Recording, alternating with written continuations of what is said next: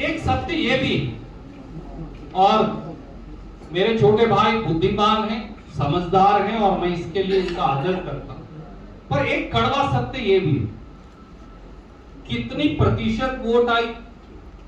भाई आखिर में लोग पूछे चुनाव जीतते सरकार बनी या नहीं बनी, कितनी प्रतिशत बढ़ी, कितनी प्रतिशत घटी, कितनी आई, कितनी नहीं आई? जब 46 MLA आएंगे वोट से 20% आओ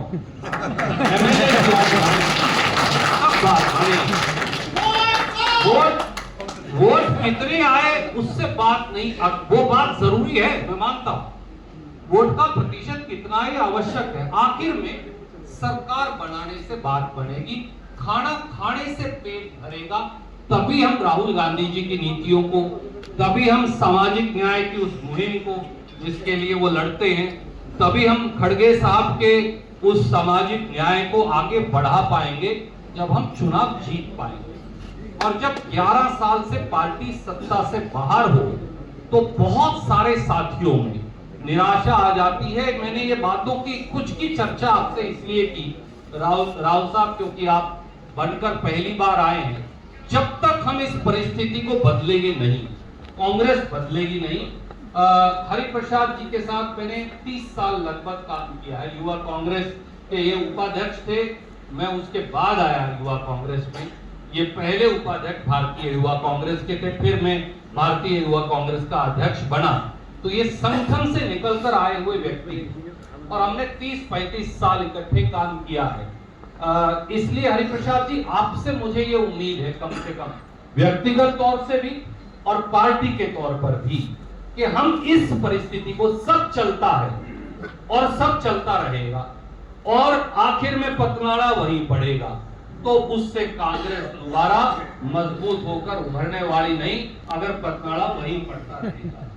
पतनाड़े के डायरेक्शन, तरीका, रास्ता हमको अपने अंदर झांक कर देखने पड़ेंगे। क्यों 2029 के बाद फिर ये बैठक ना करनी पड़े, मुझे इस बात की चिंता है।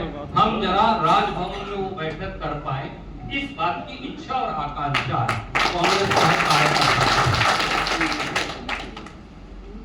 राव साहब, आपके लिए कोई राय मशवरा नहीं, क्योंकि 1996 से हमने इकट्ठे काम किया।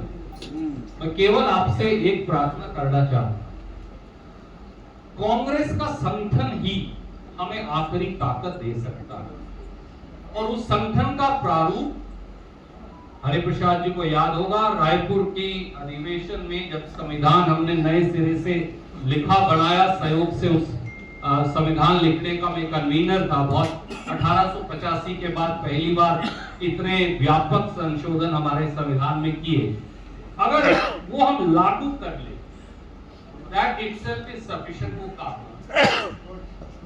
उसके लिए मुझे नहीं पता, चौधरी साहब पन्ना प्रमुख की बात कर रहे थे, उनकी सच्ची है झूठी भगवान जाने।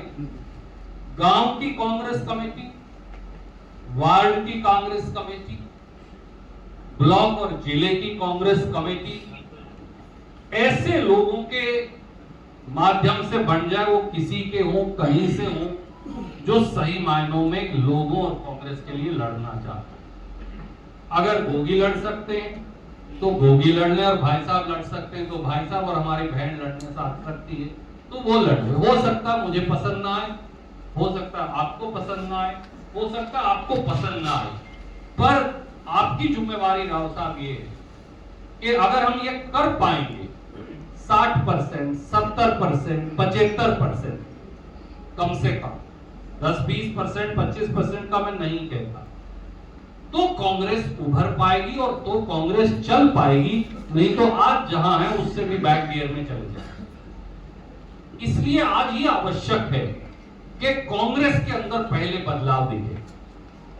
बीजेपी ने पिछले 1 साल में, श्रीमान नायब सैनी ने पिछले 1 साल में बहुत सारे मौके और अपॉर्चुनिटीज हमें दी है।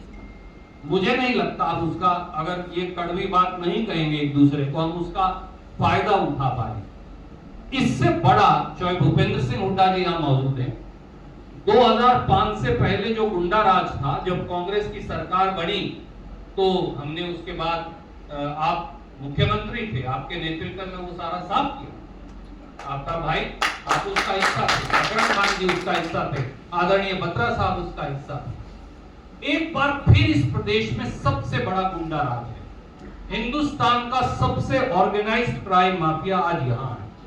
कोई ऐसा दिन नहीं जहां किसी व्यापारी से किसी शहर में फिरौती नहीं मिला, सब चुप है।